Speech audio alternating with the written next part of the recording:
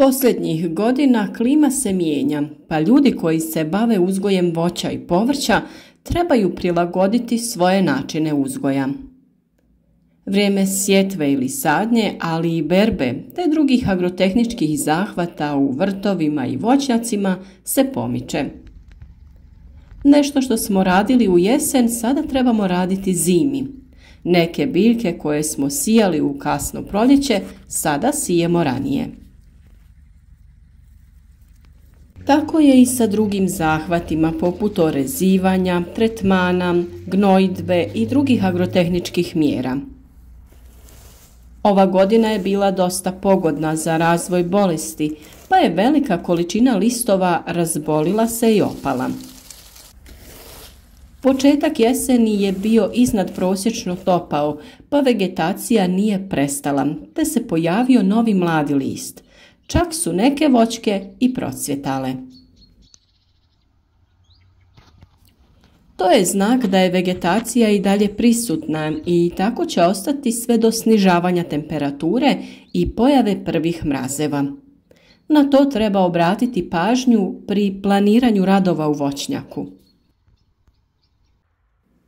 U prvom redu tu mislimo na orezivanje voća. U ovom videu pričati ćemo o terminima za orezivanje različitog voća, pa ostanite s nama do kraja videa. Podržite naš rad sa lajkom ispod videa i podijelite video sa prijateljima na društvenim mrežama. Zimska rezidba voćaka počinje padom temperature u vrijeme mirovanja vegetacije. Rezidba jezgričavog voća poput jabuka, krušaka, dunja može početi krajem 11. mjeseca i traje sve do početka listanja. Kod ovih voćki jako je bitna ljetna, odnosno zelena rezidba voća. Primijetili smo da nakon dobro odrađene zelene rezidbe voćke puno bolje pripremaju rodne pupove za rod u narednoj godini. Razlog zbog čega se to događa je u tome što biljka svu hranu i energiju usmjerava u razvoj pupoljaka za narednu godinu. Veliki mladi izdanci koji se često nazivaju vodopije, biljci nisu potrebni u narednoj godini i potrebno ih je što prije ukloniti. Zbog toga je to najbolje uraditi ljeti. Orezivanje koštičavog voća poput šljiva, breskvi, nektarina, trešanja pomiče se prema početku proljeća. Razlog je velika osjetljivost na smrzavanje koja se povećava ako se ranije orezuje.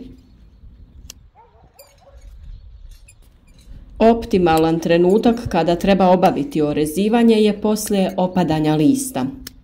Prednosti orezivanja tokom kasne jeseni su višestruke.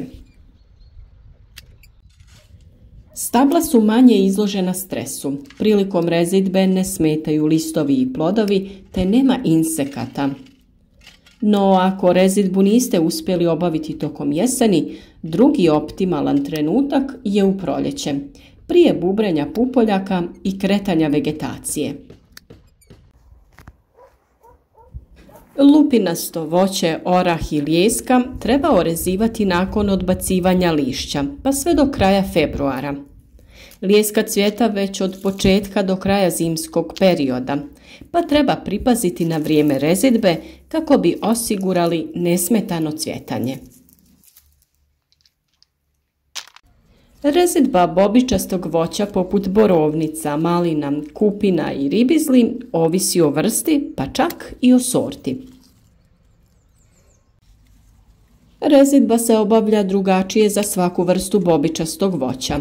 Na to je potrebno posebno obratiti pažnju jer ovisno o načinu rezidbe uvjetujemo i prinose za narednu sezonu. Primjerice, ribiz orezujemo krajem 2. mjeseca. Crne sorte ribiza kreću ranije sa vegetacijom, stoga ih moramo orezati prilično rano, kako bi, kada krene vegetacija, bile spremne za rast i razvoj. Režu se na 3 rodne grane, pri čemu se planira grm i za narednu godinu kako bi se ujednačio urod iz godine u godinu. Kada je u pitanju orezivanje maline i kupine, nadamo se da ste pogledali videe u kojima smo opisali postupak orezivanja. Ako niste, pogledajte na našem kanalu. Vjerujemo da ima još jako puno korisnih videa. Rezidbu jezgričavih voćaka slobodne forme treba obaviti isto krajem zime prije kretanja vegetacije. Ako režete u formi vaze relativno nisko, režete sve grane koje se ukrštaju unutar krošnje, dok rodne grane režemo na 2 ili 3 pupoljka. S druge strane, koštičavo voće se reže prilično kasno jer je osjetljivo na smrzavanje i niske temperature. Ovo je posebice važno za rezidbu marelica i breskvi koje jako teško podnose kasne proljetne mrazeve. Isto kao i kod jezgričavog voća potrebno je prorijediti krošnju, ukloniti grane koje se ukrštaju i prikratiti rodne grane. Za rezidbu osigurajte oštar alat, male voćarske škare, teleskopske škare i voćarsku pilu, voćarski vosak, ljestve ili platformu s koje se mogu dohvatiti i obraditi stabla sa velikim krošnjama. Prilikom rezidbe prije samog ulaza u nasad, a i kasnije tokom rezidbe, redovito treba čistiti i dezinficirati alat.